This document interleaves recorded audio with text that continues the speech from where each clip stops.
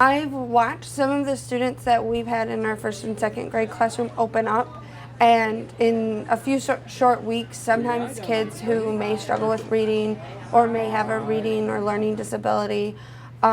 that's not as easy, and to watch that unfold over only 3 short weeks is really awesome to see. The CMU Reading Clinic is really beneficial to the students because they continue to learn and they get more of that one-on-one interaction. During the regular school year, teachers do their best to get that one-on-one interaction, but when you have 20 to 30 kids in a classroom, there's only limited opportunities for that. And in the CMU Reading Clinic, they have a lot more of that, so they can really focus on what the student might be lacking. In each classroom, we have about 10 to 15 kids and 5 to 6